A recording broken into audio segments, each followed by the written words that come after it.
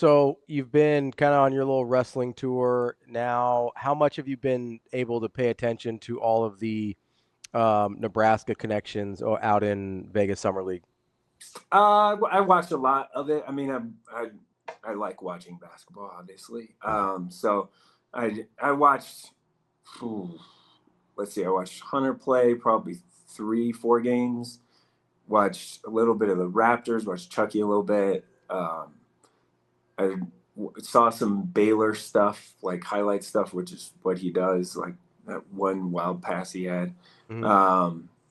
Yeah, I watched some. I wouldn't say I was like all in it every day, but I watched some of it. Who are you most impressed by? Ooh, Like, who do you think had the best summer? Like, and I get Hunter's in a different spot than Baylor. Like, Baylor's just trying to get some reps, probably going to have an opportunity this year with the injuries in Boston, whereas Hunter's trying to make a team. Like, so I get that there's different scales we're looking at here. Yeah, I mean, I think Baylor's taken a step, right? Like, I think he's kind of evolved a little bit. He's taken a step. I think he's ready. He's going to play. Obviously, like you said, with the injuries, I think was probably a little more ready, it looked like, especially on the defensive end. So I think defensively, it's a big adjustment, right? You're just on an island, basically. So you're not switching. There was times, I saw guys that just late to a closeout and stuff like that. Those type of things just won't work, like in the actual NBA, not summer league. So I think those are some of the things. Like learning curve is definitely there. That's why you don't see rookies really kill it like ever, but at all in the NBA, unless you're Ja Morant or something. Oh, I just said Ja Morant and kill it. That's probably not good. Wow. That's right on thing for the first hour, though. I mean, we had that thing. Sorry. Speaking of sport in the evolution, and I know you mentioned down cycle, and I could see it at the high school level the next year or two, potentially at least locally. But when you're watching summer league and things like that, pretty hard not to make the argument that the athleticism is at an all-time high in the sport. Yeah, I mean, I think that's fair. I think more and more you're just positionless guys. More you're not just true posts, like a true actual post. Unlike Kalkbrenner, that's like a unicorn. Zach Edey, kind of a unicorn. Like there's guys in the NBA, obviously like that, and probably getting 20 minutes. Yeah, I mean, you have guys like that are just. Yeah, even Kalkbrenner though, right? Like, even 15 years ago, he's not shooting threes. Like even Kalkbrenner, who is sort of a unicorn as a big and kind of like, hey, he is a 5.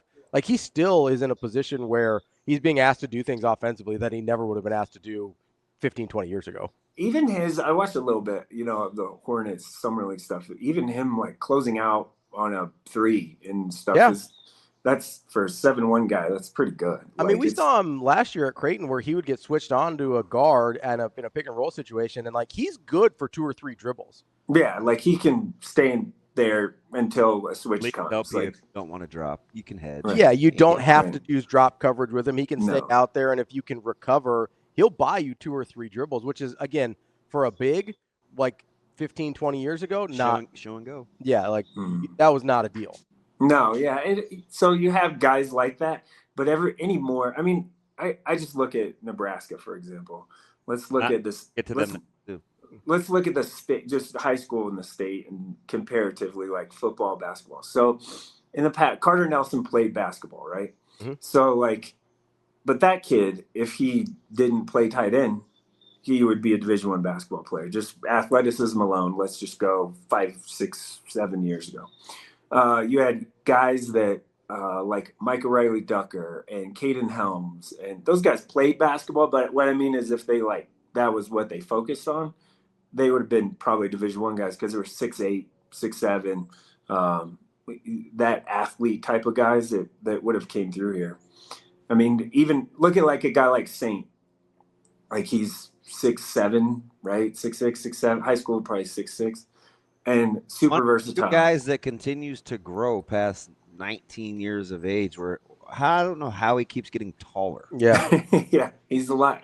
He's a lot taller. He just does. He just keeps. He was stretching. like 6'4" as a senior, Like, maybe. Wow, your plates. Yeah, I think they listed him at 6'6", and I think that was maybe a little aggressive. Generous. Yeah, a little bit. Not a ton off by that, but I'm just saying. You look at those type of guys, like those guys. They would have been in the 90s. They would have been basketball players.